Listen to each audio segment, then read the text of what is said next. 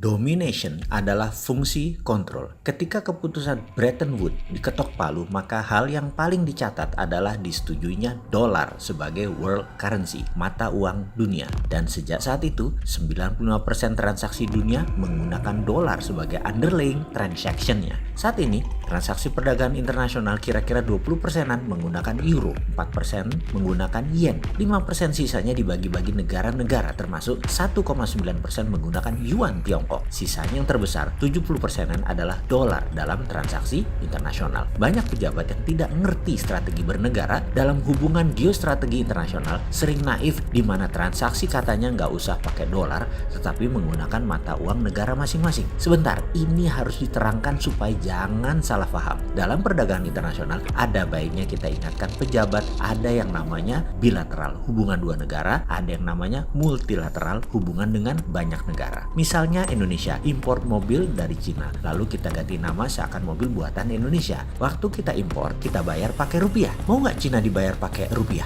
Ya nggak mau, mending dibayar pakai yuan. Lalu Indonesia kan nggak punya yuan, cari di mana? Lalu cari di pasar atau di market. Kita ganti rupiah kita dengan yuan. Penerima rupiah tadi pegang rupiah buat apa? Buat beli barang dari Indonesia. Terlihat sederhana kan transaksi ini? Oke, kita lanjut. Ternyata dagang Cina dengan Indonesia, kita ambil angka dari langit, 20 Indonesia beli atau impor, 10 Indonesia jual atau ekspor, alias defisit dagang Indonesia dengan Cina. Dalam bahasa lainnya, tekor. Di mata Tiongkok, Indonesia mitra penting karena dagang dengan Indonesia menyenangkan. Cina, Tiongkok surplus. Bahasa lainnya tekor dibalik yaitu roket. Kalau Tiongkok surplus, maka nggak mau surplusnya memegang rupiah. Mending mereka pegang yuan atau mending pegang dolar. Mengapa dolar? Karena untuk transaksi dengan negara lain seperti dengan India, dengan Eropa, di mana Tiongkok akan beli barang maka dengan dolar lebih mudah. Apalagi negara Eropa dan Amerika di mana dolar diakui tertinggi.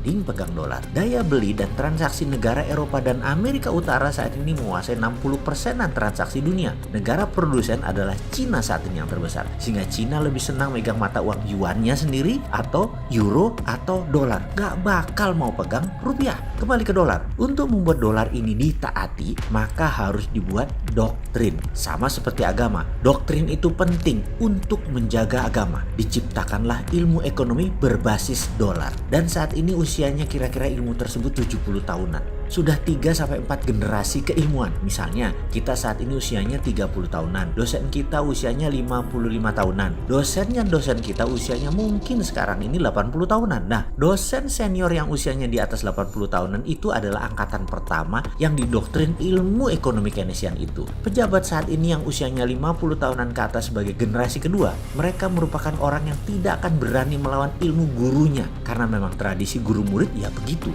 Kemudian, mereka yang usia 30 tahunan hingga yang lebih muda merupakan generasi ketiga yang mantap membenarkan ajaran agama Keynesian itu. Umat Keynesian yang mengagungkan guru mereka yang saat ini menjadi pejabat negara pasti menghormati dosennya dosen dan ilmu-ilmu dari Harvard, Yale, Cambridge, dan lain sebagainya. Lalu generasi kedua tadi, Ben ketok pinter, ayat-ayat buku-buku Paul Krugman, Peter Senge, John Maynard Keynes, Friedrich Hayek, Milton Friedman, Larry Summers, dan banyak lagi dihafalin bagaikan hadis ekonomi supaya menjadi terlihat mengagumkan. Tidak salah pelajaran ekonomi tersebut, tapi ada pertanyaan sederhana. Apakah kemiskinan hilang dari muka bumi? Apakah jarak orang kaya dengan yang miskin mengecil dari tahun ke tahun atau semakin menjauh? Apakah dunia semakin sehat penduduknya atau semakin parah penyakitnya? Apakah lingkungan hidup semakin baik atau semakin tidak layak? Apakah dunia saat ini semakin damai? Bagi saya, kaum post-Keynesian, bagi kaum Green New Deal, dengan lantang kita berkata, kayaknya the system doesn't work. Keilmuan ekonomi dunia pada saat ini tidak bekerja dengan benar. Maaf, kami meragukan pembawa pesan ekonomi tersebut atau economic messengers-nya. Kita ragukan pesannya. Ini ilmu kaleng-kaleng kali ya. Kok buktinya dunia begini? Jadi ke depan bagaimana? Harus ada perubahan. Mengapa tidak pakai sesuatu yang baru dan bukan belum pernah dipakai? Hanya sepertinya di Indonesia pemakainya perlu keberanian. Apa itu? Gunakan tiara.